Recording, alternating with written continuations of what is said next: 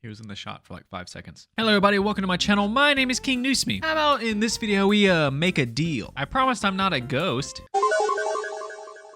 Wait, what are you looking at? So I ran a poll the other day and I asked you guys what episode of which show you want to see me talk about. And of course, The Haunting Hour wins. Wins every single time, every single time. But upon this poll, I had a few people that were kind of upset that I haven't done their favorite episode yet. And I just want to tell you guys, I decide which episodes I do based off a wheel with every episode recommendation on it. So it's literally just random. And whenever I do the episode, I take it off the wheel. If I haven't gotten to your favorite episode, I'm sorry. It's literally just luck. That being said, you guys voted for The Dead Body and The Dead Bodies. It's a two-parter, which is a very highly recommended episode. Some people say it's the best set of episodes in the series. Some people say they like the first one, but not the second one. Some people like the second one and not the first one. I think they're both really good. I think it tells like one good cohesive story. But it does have a pretty famous actor, Brendan Meyer. And he's in too much stuff to list, and I'm not going to try and list a bunch of movies because Lord knows I'll forget one of their favorite movies. And then I'll get a comment talking about why Freezer Burn, The Invasion of Laxdale is your favorite movie and I didn't mention it and you're upset. Now people are going to be upset that I mentioned only that movie and not their favorite movie. And I'm going to leave it that way. All right, let's get started. We start the first episode with the scariest place on Earth.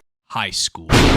And this is when we get to meet our main character, Will. Will is a bit awkward and shy and isn't very confrontational, but he's not like a nerd. He's just kind of a weird kid who immediately has a run-in with his bullies. Sorry, I was zoning out. Luckily, they let him off the hook pretty easy this time. And the next person we get to meet is Jake. And I know what you're thinking. King, why does he look like a greaser from the 60s? And to that I say, thank you for calling me a king. And two, I'm getting to it. Give me a second. We'll see more of Jake later, but we cut back to Will and he's walking with his friend to the bus, where his friend says the most cringeworthy thing I've heard in a long time. My question is, where are we gonna get our halo on? No one ever says that. Let's get our halo on. He might as well have been, wow, this new Rocket League game is so cool. I can't wait to get the AK-47 and destroy the Nexus. They couldn't get gamer lingo right in the early 2000s. But as his friend is talking, Will doesn't care. He's too busy being weird and staring at his crush. He wants to ask her to this dance that's going on at their school this Friday, but he's a little nervous. On his way home from school, some weird things start happening to Will. At first, it's just small things like the fence blowing in the wind. Nothing too crazy. Then a trash can lid falls off of a trash can, which is a little more odd. Next, this crazy huge cloud of smoke just blows through and almost blows him over. That one is a bit weird, I will say so myself. But he keeps walking down and then... oh, thank God, it's just the dog.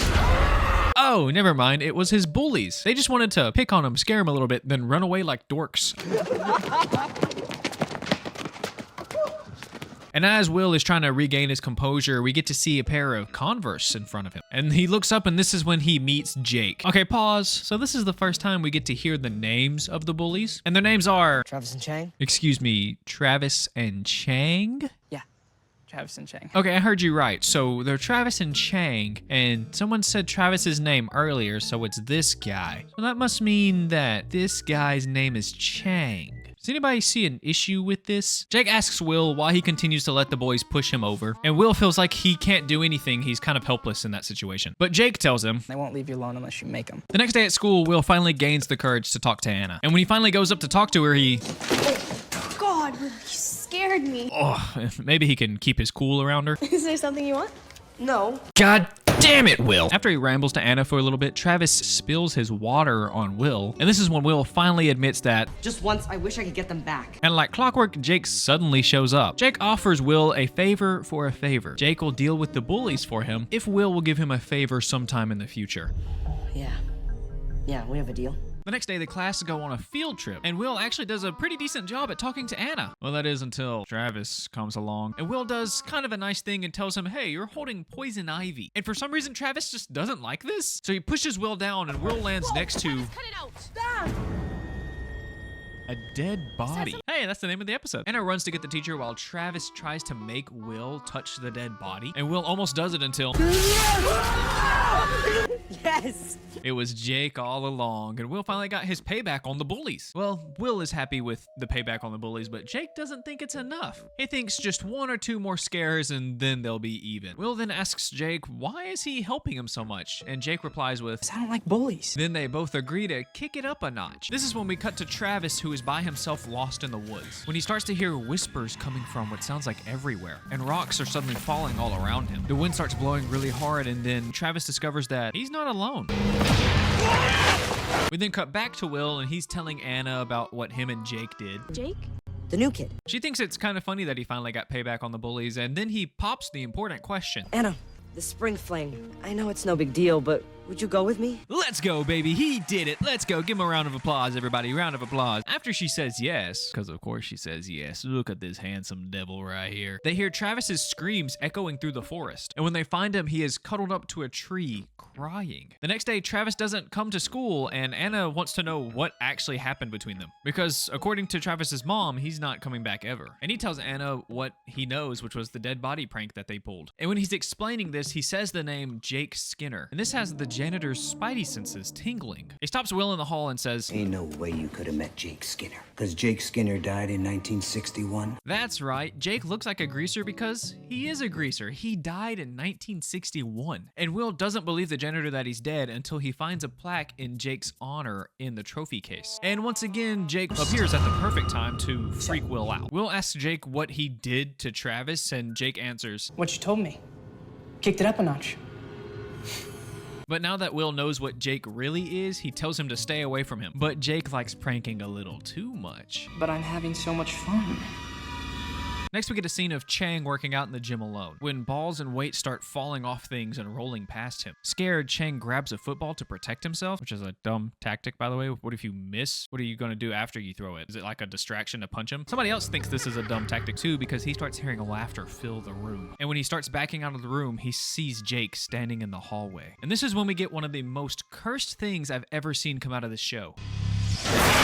Will finds the janitor and asks him to tell him more about Jake Skinner. The janitor tells him that Jake was a strange dude and was kind of a loner. And because of this, some jocks started to pick on him. Well, Jake didn't take too kindly to the jocks, so he decided to pull a prank on them, which they did not enjoy either. So during their spring fling dance, they locked Jake in a cage and started throwing fireworks at him. And these fireworks caused the gym to burn down. Luckily, everybody made it out alive. Everybody except for Jake. And this is when Will starts hearing Chang's screams echo through the school. Will tries to find Jake in the gym, but he can't seem to find him. Maybe because he's a ghost. This is when Jake reminds Will that you still owe me a favor because I got your bullies to stop picking on you. This is when Will walks into the workout room and sees a picture of JFK, which is kind of strange because JFK is, he's, not the president anymore. See what I did there? Because he got... Suddenly, 3 boys bust through the door. It looks like it's Jake and the 2 jocks. They lock Jake in a storage closet room, and Will watches how Jake died. Well, almost died. Will is a good guy, so he saves Jake before he dies. When he breaks the lock to the cage and gets inside, Jake suddenly isn't in there anymore. Will sees Jake outside of the cage and asks him, "Are we even now? I saved your life." But Jake doesn't say anything. He just gives him a little wink. But this is when a fiery bookshelf falls on top of Will. But he wakes up a second later, back in the present. How do I know we're back in the present? Because that picture of JFK is now Obama, which is the past for me, but the present for the show. Will runs to the gym and tries to explain to Anna everything that happened to him and why he's late to the dance, but she isn't even acknowledging his existence. This is when Jake introduces himself to Anna and basically steals Will's girl right in front of him. But that's not even the worst part, because it is now revealed that Will is a ghost. And now Jake is alive, forced to watch his crush dance with the man that killed him. And the episode ends with Jake saying, Now we're even. "Oh, what a crazy twist ending." I love a good plot twist like that. This is a really good episode. Just a standalone episode. If it ended right there, it would have been perfect. It would have matched every other ending to The Haunting Hour because every single one of them end with a kid just dying. But we're not done yet. Buckle up. We have a little bit more to talk about. And that episode was the 4th episode of season 1. This next one we're talking about is in season 3, towards the end of season 3 too. So it's been a whole season. They've had a whole season to amp up their game. We start the episode the night we left off, and Jake unnecessarily breaks the trophy glass to get his plaque out of there. You could have just like asked for a key or something. Then we skip 3 months later, and it is revealed that Anna and Jake are now dating. And the SATs are coming up for her, which is really important because she wants to get into college. As she's grabbing things out of her locker, Will comes up to her and starts talking to her about random things. But if you remember what happened probably 2 seconds ago, you remember Will is dead. Wait, how did he get a haircut if he's dead? And she can't hear him at all. Or at least we thought she couldn't hear him until... Anna! Cut to Jake outside waiting for Anna to get out of school when he does the cool greaser hair comb thing. You look like an idiot standing here combing your hair like that. Yeah, that's so stupid. I didn't think that was cool. Jake kind of rubs it in that he's alive and Will is dead now. You have no idea how good it feels to be alive. Oh. And then complains about everything that is wrong with the world now that he's alive. Music stinks. Gas is ridiculously expensive.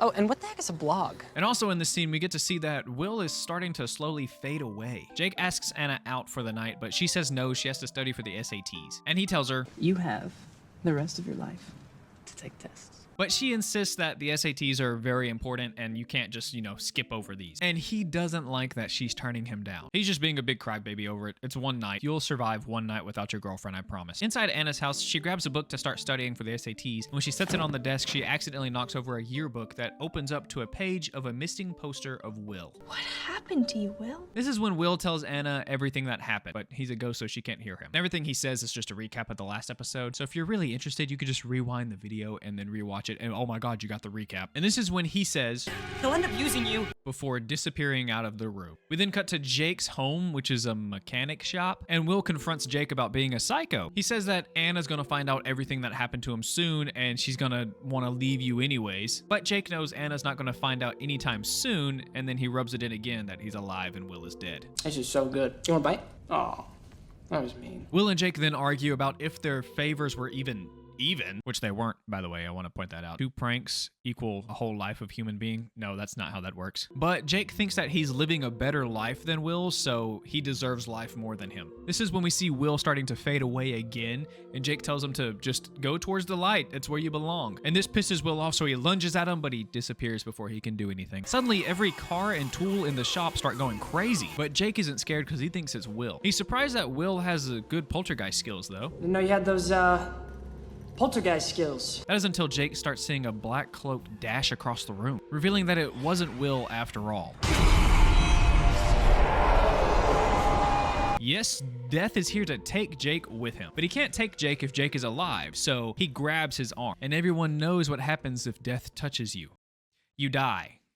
That's the whole point. Now that Jake is literally decomposing, Will starts poking fun at him because he kind of deserves it. Looks like you got yourself a problem, Jake. Maybe I won't get my life back, but something tells me you're not keeping yours. This is when Jake pulls up to Anna's house and asks her to take a break from studying to have a little ride with him. And Will tries to warn Anna, but of course she can't hear him, so she gets in the car anyways. Jake takes her to this clifftop that's overlooking their city. As they're standing very close to the edge, he starts talking about how fragile life is, how one step could easily just end your life. He then starts telling her about how much he cares for her and how he would die for her and how he can't see her in pain. And this is when she lets him know that I'm not suffering, I'm very happy right now. And he replies with, Yeah, right now. But we never know what's gonna happen. and this comment makes her think about Will and about how he just disappeared one day with no trace. And Jake gets uber pissed off that she's thinking about another guy. Even more so Will. He gets so angry, in fact, that he starts decomposing faster. Jake tries to make a deal with Anna, her life for his. And then he tries to shake her hand, but she smacks it out of the way. He then gaslights her into thinking that she wants him to die. You don't care about me at all. You never did. That's not true. You would like for me to die, wouldn't you? No. You want for me to suffer? Bro is a A1 gaslighter. He has done this before. He made that shit look easy. But before she could shake his hand, Will says, Anna, don't! and like an idiot, Jake yells at Will. Shut up, Will! Will. And somehow another person acknowledging Will makes him come alive again, and he stops Anna from shaking his hand. And just like all of us, Jake is confused. How? Will found his way back because he found a reason to stay. And his reason is to protect Anna, so that's what he's gonna do. Well, that lasted long. Jake pins Anna down and tries to force a handshake out of her, when suddenly Will kicks Jake off of her. They have a literal fist fight scene, which is really cool and a lot better than most Marvel movies today. But Jake comes out on top. Ow, that one had to hurt. But when Jake gets up, we see that he has a special visit from someone very, very special. And after we watch Jake literally decompose in front of us, we get to see a rainbow-like spirit come for Will. So it doesn't look like Will can stay. But it's okay with him because now Anna is safe. And he starts walking towards the light and then the light slowly disappears. So I guess he can stay? And Will can't believe it either. I get to keep on living. Anna starts asking Will questions like, what happened? Why am I here? What's going on? But like a good friend, Will knows that she has to take the SATs tomorrow and she needs to study. I don't know how you're going to study after all of this. I wouldn't be able to think of anything else for the next 2 months. So her and Will get into a car and Will tells her everything on the way home. Then they allude to a third episode that sadly never happened. That or Jake just really wanted his comb in the afterlife. And that's the end of Dead Body / Bodies. Great set of episodes, great two-parter. It's almost like you can watch one or the other, that you don't have to watch both of them, so that's even better. But it is one of the best episodes of The Haunting Hour. I see why you guys like these episodes so much. The acting in this was actually pretty good compared. There were some times when I was like, oh, a little cringe, but other than that, it was pretty top-tier acting. There's no like really cringy scenes, kind of like Creature was starring. Go watch that video if you haven't seen it yet. All the acting in that whole episode was so bad. I hated it and loved it. Let me know what you think about Dead Bodies in the comments below. Also, let me know any other Haunting Hour episodes you want to see me talk about, or Goosebumps episodes, or any other TV series you want to see me talk about. Like the video if you like the video. Thank you for watching the video. I appreciate you all, and peace.